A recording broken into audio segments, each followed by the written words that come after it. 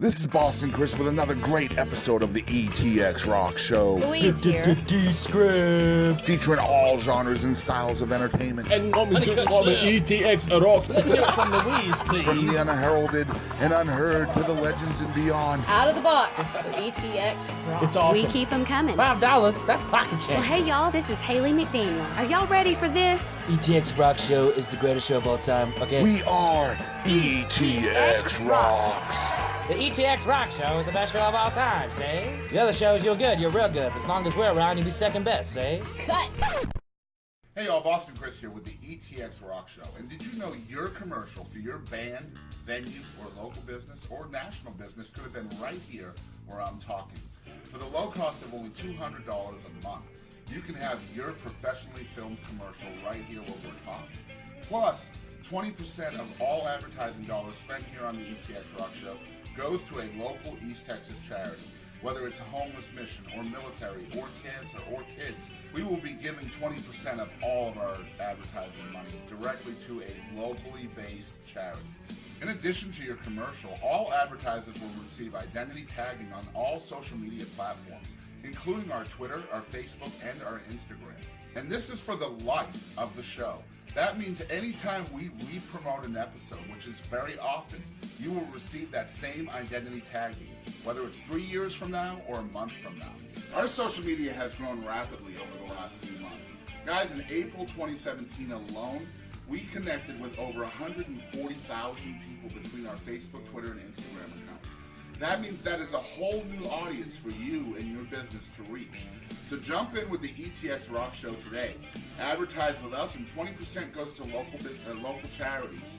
And all you have to do is contact us at etxrocks@gmail.com. Thank you, and here is the rest of this awesome episode. Hey y'all, this is Caitlin Butts, and thanks for listening to the ETX ROCKS Show. What's going on, everybody, and welcome to another great episode of Dig It with D Scribs, only on the ETX ROCKS Show. First off, again, I want to thank our friends from Mobile Audio and Video Productions. Without them, we couldn't have this great camera work and audio you see today. Now, today we have a very special guest. He was a competitor at the Top of the Pines competition, and he was also on the East Texas Music's Got Talent, and I got the pleasure of seeing him perform. Reed Barton, everybody. How you doing, man? Good, man. How's it going? It's going good. Good to shake your hand for the 5th time. So you're going to play us a song? Absolutely, absolutely. I'm going to play you a song off of my new EP, Rough Cut. It's called This Hat. So it's I've got an old beat-up cowboy hat. It's actually in my truck with me right now. It's just a really sentimental hat that I have, and I've worn it quite a bit. I've had it for a long time. I've traveled a lot with it, and it means a lot to me. And I was like, you know what? I just want to write a song about it. All So right. I did. This hat by Reed Barton, everybody. All right.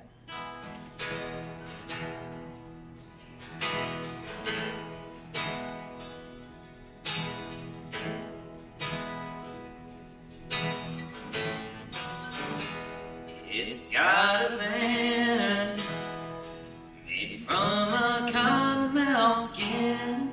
It ain't worth nothing any other man, but to me, it's worth its weight in gold.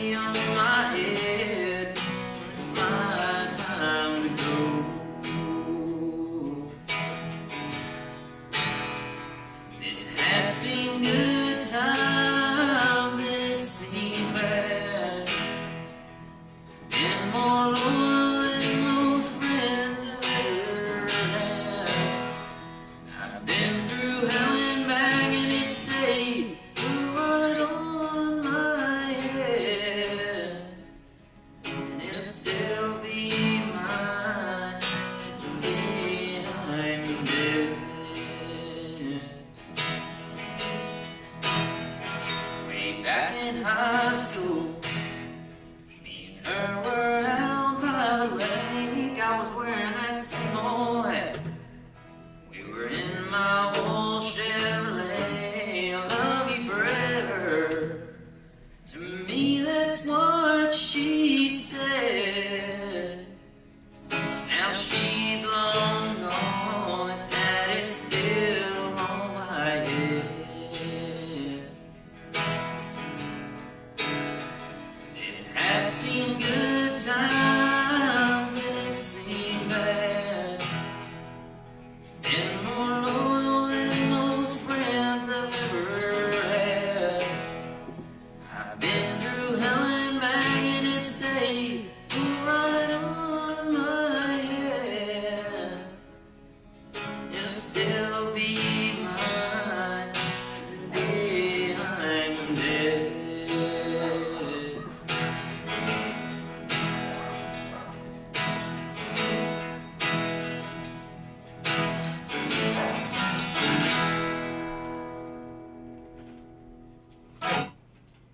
Awesome, man. That was This Hat by Reed Barton. I'm really glad you played that song because I know that was one of the songs me and Boston talked about during the top of the box. Really? Like that's a great song about a hat. Like, That's because I mean, like my truck, it's a piece of crap, but like yeah. getting rid of it would kind of like kill me because I had so many Absolutely. experiences with that truck. But we'll be right back after these messages from our friends at Mobile Audio and Video Productions. This is important, so grab a pen. We are Mobile Audio and Video Productions, serving East Texas and surrounding areas. We're running a special for electronic press kits, also known as promos or EPKs. For $496 with everything included, we will come to your location, film and record your band's live performance, interview band members, then create a professional package with graphics and effects delivered to you in the digital format of your choice, ready to be uploaded to your band's website, Facebook page, or YouTube channel. The packages we prepare can also be pretty valuable tools to send to venues, booking agents, or promoters, even record labels. You take your band seriously, make sure the world does too. Here's our number, 903-738-3881. Check out mobileaudiolabs.com. Find us on Facebook, Mobile Audio and Video Productions.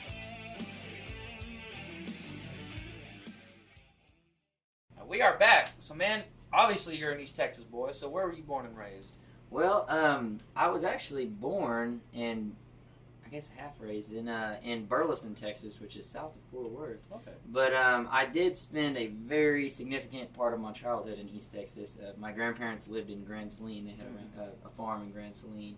So I spent quite a bit of time in between my house there and my grandparents' house visiting. They were very, very close to me and my brothers were very close to my grandparents. So I'm pretty familiar with the area. Oh, I yeah. spent a lot of time there. So, Absolutely. one thing I thought was cool is you grew up in a rodeo family. So, what was that like growing up?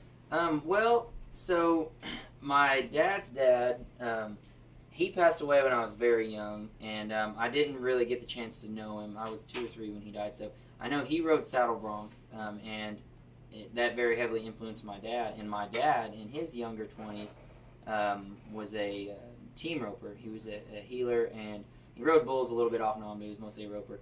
And so growing up, I didn't really have many family members heavily competing in it, but we were always going to rodeos. You know, the Fort Worth Stock Show, like I said, from Burleson, so we were so close to Fort Worth. The Fort Worth Stock Show and Rodeo was a family tradition every year. I still go as much as I can. It was a huge influence. You know, if you were to walk into our house, you'll see a ton of rustic, rodeo stuff. Oh, yeah. And I actually recently rode my first bull, or attempted to ride my first bull. There's a Robert Earl Keen story that explains my experience well. Robert Earl Keen was telling a story on a live recording, and he said that he had about a 15-second rodeo career. And that's about 5 bulls at 3 seconds apiece. So that's basically how it went down. And I, probably 2 months ago, I've been a member of the Stephen F. Austin rodeo team, and about a month and a half, 2 months ago, I got bucked off and stepped on So, and I'm still feeling the effects of that. Yeah. So there's no guarantee for my rodeo future. We'll Right. see. Well, we're glad you made it on the show, even though you got your butt whooped. Absolutely. I had a hoof print on my back. So what's the longest you would say you rode the bull? Oh man, I don't think I went over 3 seconds. I think it was very brief. It's getting on is half the battle. So Right. So growing up in the rodeo family, you could have taken that route, but you obviously chose the music, and it's a beautiful thing. So what inspired that love for music, and what made you get started in doing music? I grew up listening to. I grew up around music very heavily. As far as like listening to music, I was being surrounded by it. Not many members of my family are really musically inclined. I know just no one that I can think of really plays any instrument. I have like a cousin that plays instrument. My brother has played a bass guitar on and off. But anyway, just riding around with my dad and my grandpa, listening to old school country music, Jerry Reed and Jimmy Dean, Mo Bandy, and for some reason this guy isn't even related to the other ones in any way. But Tommy Alverson had a song that I really liked growing up. And then my stepdad later on in the picture introduced me to classic rock music. All right. And for a long time, for years, and I'm still pretty eaten up with it, I was obsessed with classic rock. AC/DC is still my favorite band. Great band. I love country music, and it's my heart, but I just can't give that title of favorite band away. I can't take that from AC/DC. So. I actually saw, I think, what was it? I think it was the Grammys or something a couple years back, but they were on stage. Yeah. And, I think they're like in their 60s or 70s. Oh, yeah. They were still badass. Man, they are. And I think it was the Grammys, yeah. And I saw them, that tour that they did, Rock or Bust. We couldn't afford tickets to go see them for Black Ice a number of years ago. I was probably 5th or 6th grade. But when Rock or Bust rolled around, I just said, come hell or high water. Right. And I ended up being fortunate enough to see them twice on that tour. So it was, and I actually saw I don't think it was their last show. It was their second to last show with Brian Johnson, the singer, before he had to retire due to hearing problems. Yeah. And then they brought in Axl Rose from Guns N' Roses, which there's varying opinions on that. I'll kind of walk the line right down the middle. I understand where they're coming from, but at the same time, it's so he's kind of in there with the Guns N' Roses, so they're like, hey, he's kind of 80s rock. Exactly, and he did a stand-up job filling in, I think. But hey, as long as the music sounds good. Exactly right. That's all that matters. So I know you consider yourself a country singer. So who are some of your biggest influences growing up, other than Okay.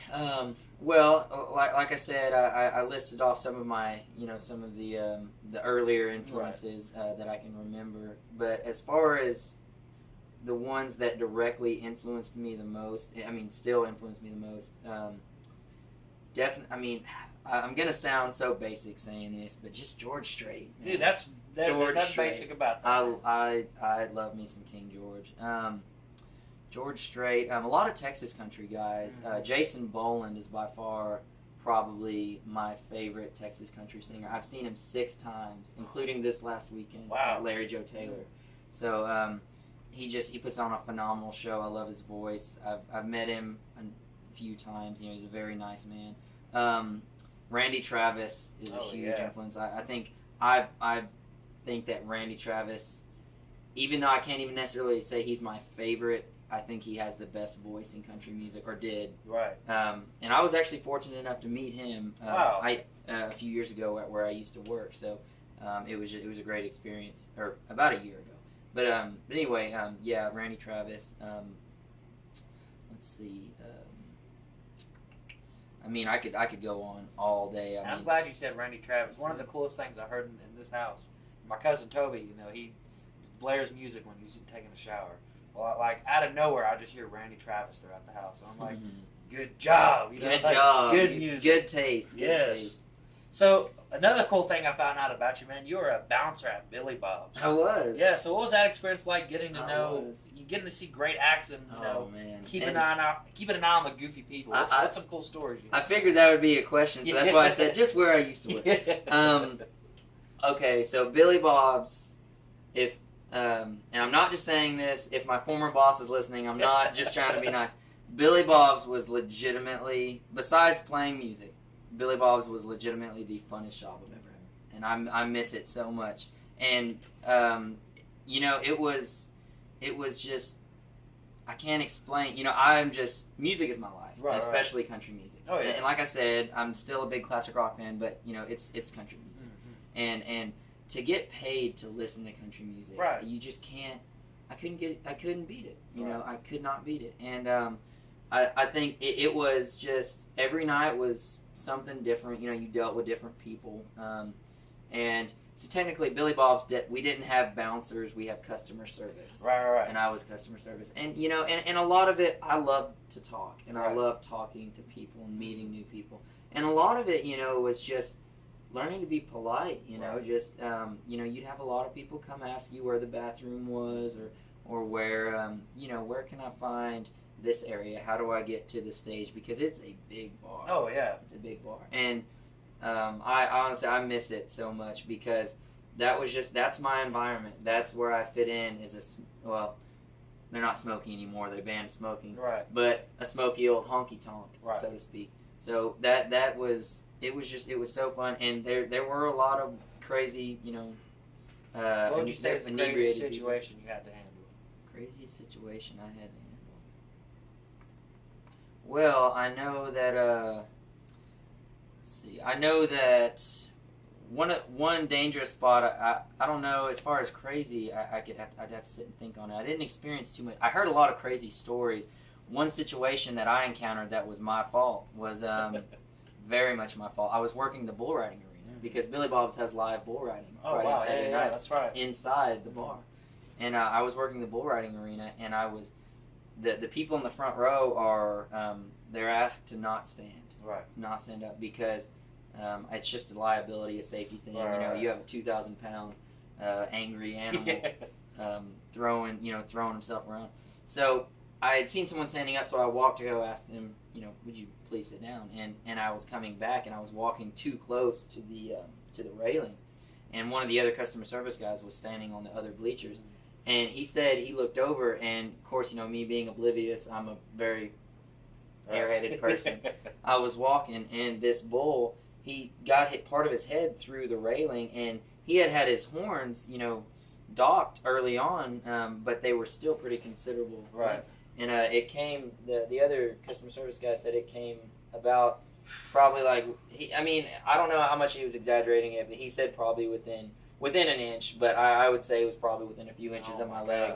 And I just, if I would have been walking a little bit more to the right, you know, I could have had a nasty little injury on my leg. So. But it's, you know, it's crazy. That's part of working in the world's largest honky tonk is you might deal with a drunk person and go deal with a bull, you know. Right. And I'd heard a story of one time of some of the bucking bulls getting out. Oh and my God. God. And so they were chasing around the parking lot and stuff around. Hey, Fort that's Worth. a country song, right? That's country right there. Right. It is. I think the craziest thing that ever happened to me, that my neighbors had horses when I was a little kid. My mom ran a daycare, so me and the kids would like sneak over and go play with the horses. I was like 4 or 5, but they dared me to put a stick up a horse's butt. Oh, and sure enough, I did. But he kicked me in the sternum. Yeah. And the doctor said I was like really lucky to be alive. Yeah, Which I believe it. Being 4 or 5, I believe it. Absolutely, that's dangerous. Worst part is to apologize to the neighbors about. Yeah, about messing with their horses. Yeah, that's crazy. So another thing you just mentioned, you know, you're going to college for agriculture engineering and SFA, right? Yes, sir. So how do you juggle being a musician and, you know, going to school? Man, I tell you, I have a lot of people asking me that. I have a lot of irons in the fire, so to speak. I'm a very busy person, but I prefer it that way. So, I mean, really, college honestly forces organizational skills, and that is something that I think, you know, a lot of people just say, oh, going to college just is it's a worthless, you know, or college or trades, you know, or trade school in general. I've heard the argument that it's just a piece of paper, you know, it's not really worth anything. And I think that the situations that it puts you in, it forces you to learn to be organized and to learn to do things a certain way that will set you up for success later on. And so honestly, just being in those classes and, you know, constantly challenging myself to keep up with those grades, because I do hold my grades very important, is, you know, it really, like I'm a very, by nature, I'm a disorganized person. So going to school has really helped me. I mean, honestly, all of my music dates before I started going to school I might have jotted some stuff down on paper, but for the most part it was all just what I could remember, and I was constantly forgetting things. And being in that situation helped me learn, to obviously keep all my dates very well lined out. As far as like social skills, school has helped me branch out and work on my networking skills a lot more. A year or two ago, I was probably a lot more shy than I am now. And, this weekend at Larry Joe, I was walking around networking, giving out CDs and selling CDs. And depending on who it was, I might give or sell one, But, it was just, the two go together very well because being in school allows me to really work on skills that will help me later on in my music career. Right, which that was you answered my next question. That's beautiful, man. Thank you. Oh, yeah, I was going to ask, so what are the benefits of college? How's that helping your music? Oh, absolutely, and it really does. It really has made a big difference, and I think that you regardless of what you plan on doing, if you're just chasing a career or going to school, you really just what's important. You need to challenge yourself because if you don't challenge yourself, you won't grow. Right. See, with this show, man, before I did the show, I was socially awkward, man. I hated people. I hated talking to people. And, absolutely. This has kind of broken me out of my show. I'm talking to you right now. Absolutely. You know what I mean? Absolutely. Did the East Texas Got Talent, I would never do that back then. But absolutely. Boston over there, man, keeps me busy. Absolutely. So you got to record your first ever EP in 3 different studios, 2 in Texas, 1 in Nashville. So what was that experience like, and did you draw different emotions and inspirations being at different, places and states? Oh, that's a great question. I did, and actually, let's see, I recorded I recorded in 3 different studios, and one was a kind of a little live snippet. And the little live snippet was really cool. That was in Bowie, Texas, which is I think northwest of Fort Worth. And it was at a place called The Rack, which is a really nice little joint. I mean, and it's actually not little; it's very fairly big. And we played there New Year's Eve, and it was a full band show that night. But I remember this was like 2 or 3 in the morning. After the band had gone off, I was putting my guitar on the stand. And some drunk old biker walks up and he goes, "Hey, play Lukenbach, Texas." And the band had already played it, and I'm like, okay. So I just got my guitar and I played it again. And I put a little recorder on and I recorded it, and it ended up sounding pretty cool. So I put it on there. But anyway, the different studios, absolutely. I think I got different. Every studio, has a different feel to it, and I've always loved the idea of a location or a place or a setting, and making just oozing creativity, and inspiration, and definitely. And each studio was different. The first one I recorded in was a home studio.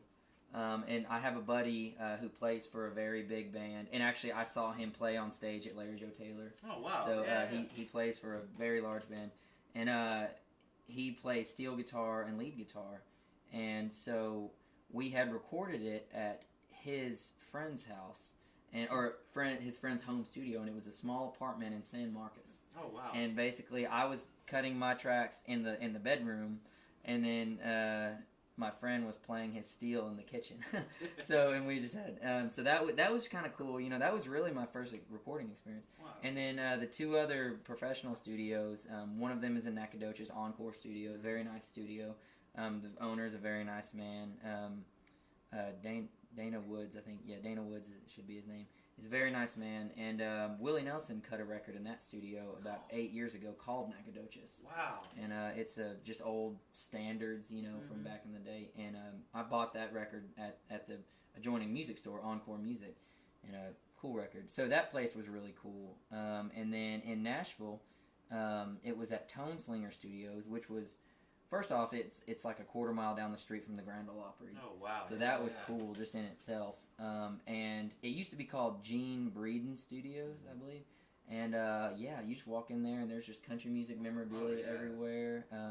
Right next to it is the Willie Nelson and Friends Museum. So I went in there one day before doing a little bit of recording and got some very good inspiration. The musicians they brought in were just all top-notch. We had a couple of ex Grand Ole Opry members, and then the steel player on the songs recorded in Nashville, his name's Robbie Turner, and he actually recorded the Traveler album with Chris Stapleton. He played all the steel on that. So anyway, it was a great time, and it was an awesome studio. So I would definitely say the different studios, where you're recording at, plays a big part in how how you're approaching the whole thing.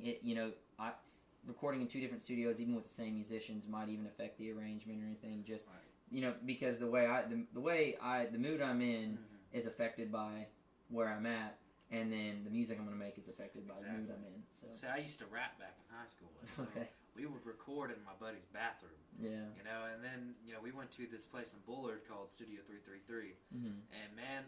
And this was like when I started getting serious about singing and stuff, and the Red House and all of that. So I see this professional studio, and I was like, I'm never recording in a bathroom again. Like, this is where I have to absolutely, be. Yeah, man. Absolutely, I understand. So being in Nashville, man, I mean, that's like the country. I mean, that's home of country music, which we have our Texas country, but everybody wants to go to Nashville. Yeah. So, I mean, what was that like, just being where all the greats have been? It was a very humbling experience. I'm a Texas boy through and through. Oh, yeah. I love my Texas country. I don't know if I could even really ever leave it. But, Nashville was a very cool experience, and I could say it's a pilgrimage, really. Yeah, nice work. For a country music, just a country music fan in general, I guess. There was, walking down Broadway, seeing all the honky tonks, on a Friday night. There's a band in every bar, and they all sound like the best band you've ever heard, the tightest band. Right. And you're like, man, I really should not move here because I would not stand out in any way. But it was an awesome experience, going to the Ryman and touring the Ryman, going backstage. And I didn't tour the Opry House, the newer Opry House, but I had a friend who toured the Opry House recently, and me and him have planned another trip this summer, and we're going to tour the Opry House and go to the Opry. And, they cut out a circular section of the original Ryman stage and put it in the new Opry House stage. Oh, wow. And my friend, he's possibly a bigger country music fan than I am, and that's hard to do. Right. He is very dedicated to his craft. And me and him, we've written songs together. We're great fans. But anyway, he had said that he had seen people. They allow you to walk out on the Opry stage and stand in that circle and take pictures. But the thing is, he made an excellent point. I think I would have to agree with him that you really shouldn't stand on that spot unless you earned it. Right. And so I've kind of made the decision when I go to the Opry, I'm not going to, I can't, even if I get the opportunity, I can't stand there because I have to earn it. That's kind of how I felt at the Gladewater Opry, like before we go on, they're like, and by the way, Johnny Cash wrote I Walk the Line back here, and Elvis Presley was on stage. I was like, oh no. Yeah. We were both sitting on the couch upstairs. I was like, I wonder if Elvis sat in this couch. Absolutely. Like, should I be sitting on this couch right now? There's an aura here. Yeah. The seat's still There's some mojo in that dressing room. I had a song that I was kind of stuck on, and for some reason I was sitting next to Jim Ivey, who's the owner. Yeah. And I was sitting there, and I had my guitar, and I was going on in about 10 minutes. And I was sitting there, and I had this idea hit me, and like some words hit me, and I pulled out. I put a lot of lyrics on my phone just for convenience, and I pulled my phone out, and I just all these words started coming at me, and I finished this song right then and there. And then Mr. Ivy's like, "Oh, by the way, Johnny Cash wrote Walk the Line here," and I'm like, "Really?" Right. Well, I just wrote a song cool. here. Right. There's some mojo there. Oh, definitely, man. I was nervous, but at the same time, it was like, man, the energy in this place is just off the chain. Oh, it is. So I want to get into, you got to perform at Larry Joe Taylor. Wow. You got to play at Larry Joe Taylor's, man. I mean, I know that's a big deal in Texas, so what was that like? I didn't play, I just attended. Oh, you just attended? I just attended it. But I know you got some cool stories. I did. And now I very much wish I could have played. Maybe here in a few years. But man, Larry Joe Taylor is, man, if any of you have been to Larry Joe Taylor, then you know what I'm not going to put it all out on the line, but it is a crazy time. I was there Thursday, Friday, and Saturday night, and it is just by far the most The only concert that I can even compare as far as rowdiness was maybe AC/DC. Oh, wow. And that was in Los Angeles, at a 70,000 people at Dodger Stadium. The smell of illegal products floating through the air. That was it was like tenfold at Larry Joe Taylor. But anyway, it was a great time. I had the time of my life, and I cannot wait to go back next year. And honestly, even besides that, I met some awesome people. I sat around, I walked around, and I found a little songwriter circle, some dudes picking around at the Texas Homegrown Radio booth. And I know some of the guys there, so I sat down and was just chatting and everything. And there was a song that was #1 on the U.S. radio, country music radio charts. I can't exactly place when, but fairly recently, called "Stay a Little Longer" by the Brothers Osborne. Right. And it's a popular song. It was all over the radio. It was #1. And the writer of that song happened to have just moved to Texas from Nashville, and he was in that little circle. Oh, wow. And I was like, I don't believe this. And then he started playing it, and it was flawless. I mean, he nailed it. Right. And I was like, okay, yeah, he wrote that song. So, but yeah, just some great networking. Met some awesome people, and I believe it or not, I actually had a few people recognize me. Right. I had one guy come up, and he's like, hey, you're Reed Barton. I love your music. I think keep it up. And I was like, thanks. I came on a good day. Finger guns, but man, it was awesome. I can't wait. I can't wait for next year. So man, I gotta ask, because you seem to you're pretty aware of where you want to go in life, especially with your music. So what's some advice you could give to the artists that are trying to promote and network, and what should they be doing? Because I mean, okay, sounds to me like you got it right, man. Well, I will actually take my primary source of information where I got that from. So a few months ago, I have a good story to go with this. A few months ago, I was very fortunate to see Lyle Lovett and Robert Earl Keen perform, and then I got the chance to meet him backstage after. I have a family friend who's very close friends with Lyle Lovett, and so after the show, and it was just them acoustically. There was no backing bands. They just did a song swap type thing. Afterwards, I asked them the exact same question. Right. I said, "What advice would you have for an aspiring singer-songwriter?" And I asked them both separately, and I got the same answer from both of them. And they both said, well, first off, play as much as you can. Play anywhere and everywhere. And I have learned that lesson. And it's not, I think the word exposure is thrown around a lot. For exposure. You're not going to get any exposure playing at the little hole-in-the-wall bar in nowhere, Texas. You're not going to get any exposure. Right. But the thing is, it's consistency. Right. Play every week.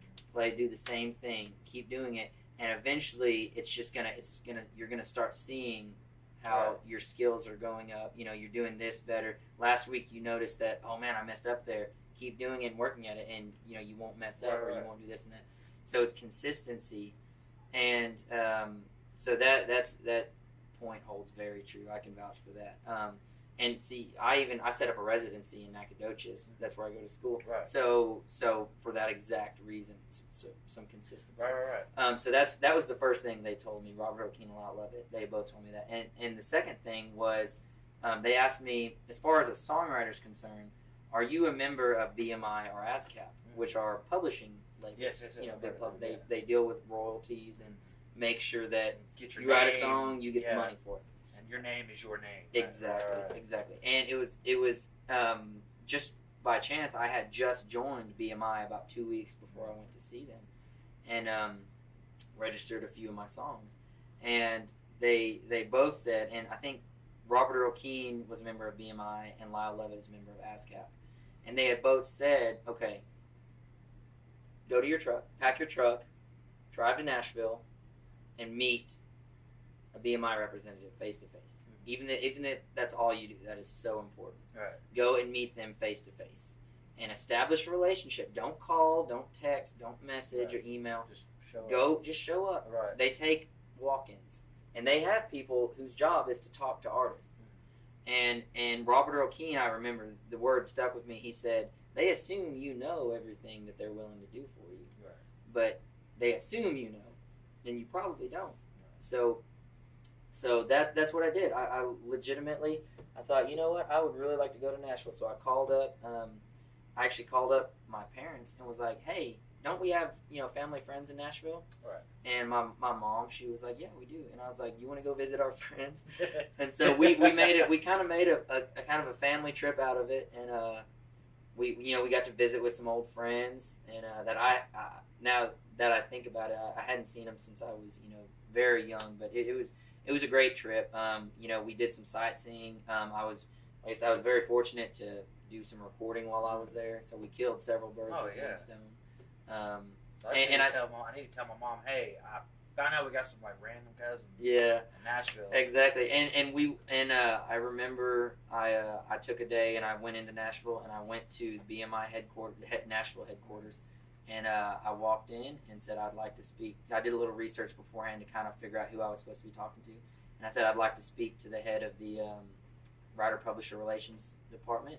So they introduced me to Nina Carter, who is the head of that department there, and she said, hello, welcome to BMI, and we walked into her office and sat down, and what can I do for you? And we just sat and talked for 30, 45 minutes just about the music business in general, how to more register your songs in depth, how royalties are, how those work, and, all these just questions that I feel like everyone wants to ask, but no one knows the answer to. Right. So it was a great conversation, and I felt like I got a lot out of it. And she gave me a card after, and we've actually corresponded a little bit through email even since I've been gone. So I'm actually planning 2 trips there this summer. One for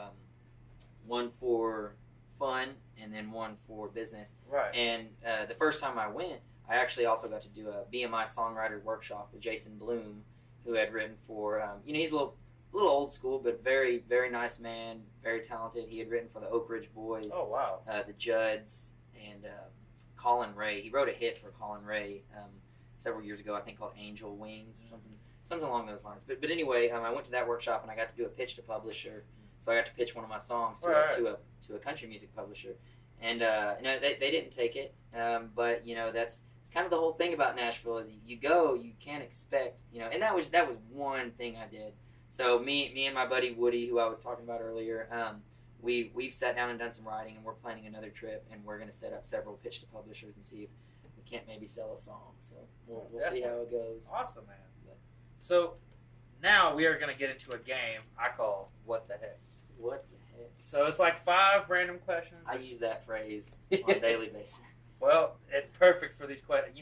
It's funny, the answers I've gotten to these questions sometimes are, dude, what the heck? Yeah. It fits it perfectly. So Let's go. there's no wrong or right answer. It's whatever comes to the top of your head. Just let it out, man. So what the heck? Here we go. Your first question, if you could work with anyone dead or alive, who would it be? Work with Stevie Ray Vaughan.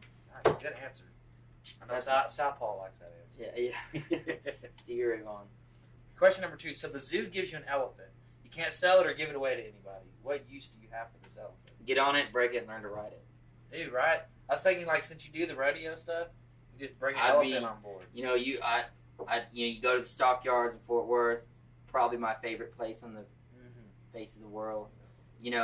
Walk in, everyone's riding their horses. You walk in on an elephant. Right. How cool would that be? Like even probably be booked forever at the White Elephant. Yeah, right up to the White Elephant. Hitch up a elephant to the White Elephant. That'd be awesome. Amazing. That's exactly what I do. You have one song to listen to forever. Which song would that be? Ooh. Okay, you know what? You Shook Me All Night Long by AC/DC. Great song. Yeah. I think Big and Rich did a cool cover too. Oh yeah, actually, I don't know. I might have to second guess that one. Either that or Amarillo by Morning. Great song. So, what would your rapper name be if you were a rapper? Rapper name? Yes. Ooh. The Young Elephant Rider. It could be anything. Redbeard. Yeah, I like everyone that. calls me Redbeard. when I let it grow just a little bit more, it gets real red. There's no Redbeards out there, so I think if you pursue a rap career, and it's cool because it could double as a pirate name as well. You know what I'm saying? That's great. So if 4 out of 5 people suffer from diarrhea, does that mean the last person enjoys it? Oh my god! I know you're baiting me to say what the name of the game is. What the heck? Oh, that's great. I wouldn't think so, because I can't think of anyone who enjoys that.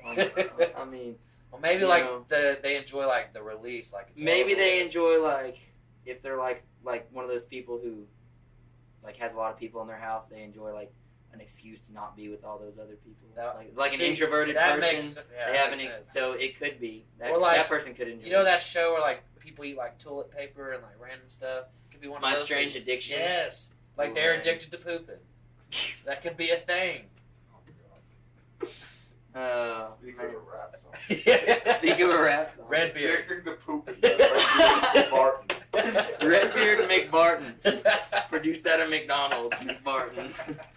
So man, I understand you're gonna play the second song. So what's this called? Absolutely. What's the background to it? Okay, so this second song, this is called "With a Little Bit of Country," and you know, as we were talking about earlier, country music is my heart, but I have a big part of my life is dedicated to classic rock music. Oh yeah, right on. And so I was this actually I think was the very first song the very first song I like seriously sat down and like I want a song. You know, the very first song I sat down and wrote out, and this, you know, and a lot of people, it's a catchy kind of upbeat, and see, I love ballads. You know, if you love country music, you love ballads. Oh, definitely. But I'm definitely an upbeat.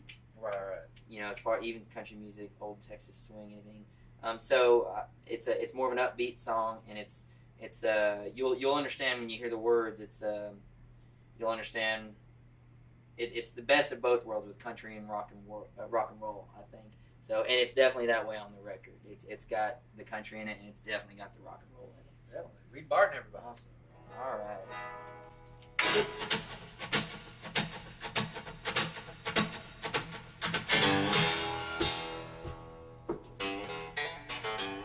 A little bit of country and some rock and roll. You put them together, just soothe the soul. If you want to have a good time, you know where to go. A little bit of country with some rock and roll. Song ain't about heartbreak or feeling down. It's about having a good time. Can't sing it with a frown. If you're having some bad times or feeling low, play a little bit of country with some rock and roll. Let's take tonight and hit the town. Go ahead and lay your burdens down. Everything is gonna be alright. Gonna have some fun tonight. A little bit of country and some rock and roll. A little Aerosmith with some Hank Will and Jones. It's AC/DC or Haggard and the Rolling Stones. A little bit of country and some rock and roll. Let's take tonight and hit the town. Go ahead and lay your burdens down. Everything is gonna be alright. We're gonna have some fun tonight. A little bit of country and some rock and roll. Little Aerosmith with some Hank Will and Jones. It's AC/DC or Haggard and the Rolling Stones. With a little bit of country and some rock and roll. A little bit of country with some rock and roll.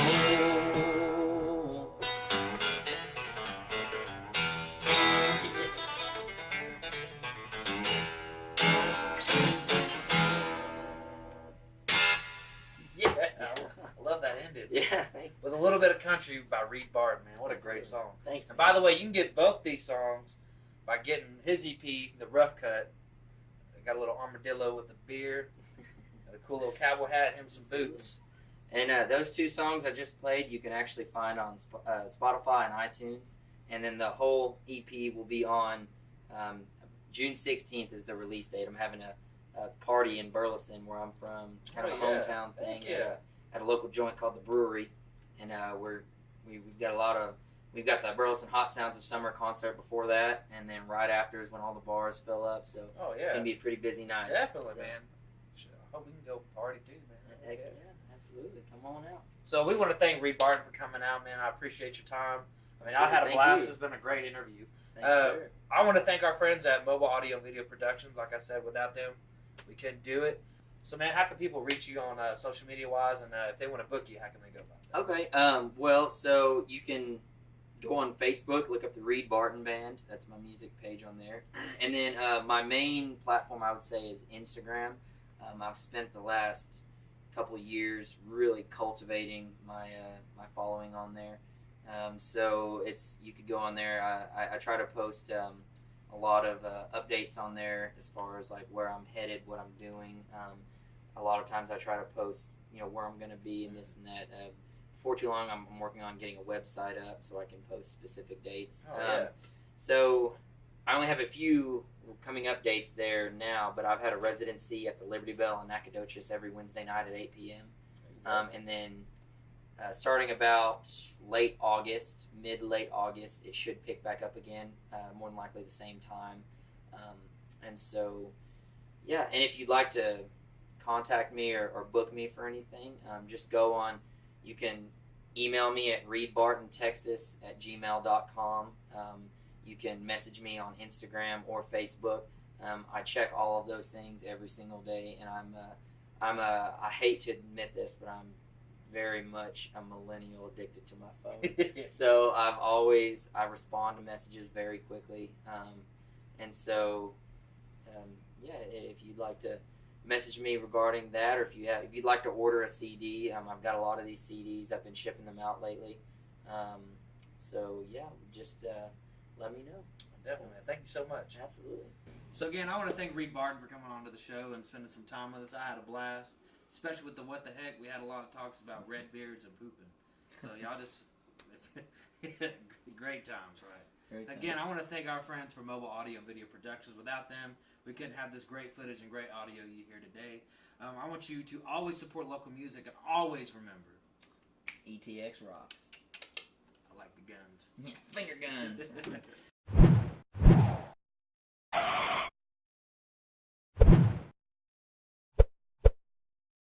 Hey guys, I'm Katie Lynn, and make sure to tune in to ETX Rocks with Boston Chris. Aaron Watson, ETX Rocks. ETX Rocks, Alan Fox Band. Hey guys, we're the Morning Madhouse. I'm Carter. I'm Brandon. I'm Ginger. It's the best podcast ever made in all of history. Hi, this is Paul Bebo, and ETX Rocks with Boston Chris Barnes. You're going to love it. ETX Rocks. Hey, East Texas. DP here. ETX Rocks. Hey, East Texas. We're Enduring House, a Christian rock band. ETX Rocks! Hey, this is Monty Pittman from ETX Rocks. Hey, East Texas. Jaden Farnsworth. ETX Rocks. Hey, everybody. I'm David McCarty with the Gypsy Creek Band. As always, ETX Rocks.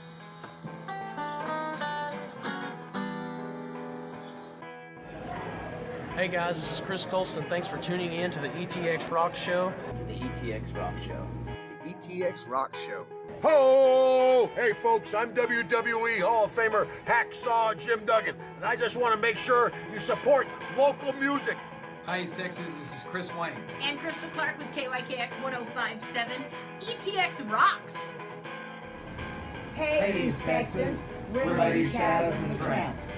And just remember, ETX Rocks. Hey, this is Todd Freeman of ETX Rocks with Boston Chris. Hey, East Texas, I'm Waylon Hicks, and remember, ETX Rocks. Hey, what's going on, guys? This is the one and only SP and Mexicano con Estilo.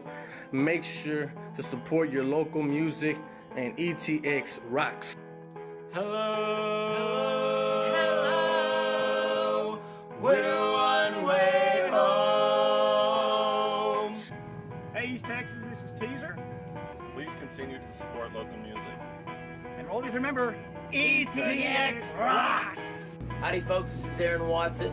Support local music and ETX Rocks. Hey, this is Chris Colston. Make sure you support local music and ETX Rocks. Hey, this is Hannah Kirby. Thanks for tuning in to the ETX ROCKS Show. Tough guy, ho! Covering music-related content of all genres. If it filters through Eastern Texas, it's fair game. Y'all bring it. From Texarkana down to the coast and Dallas down to Houston and everything in between, we are ETX ROCKS!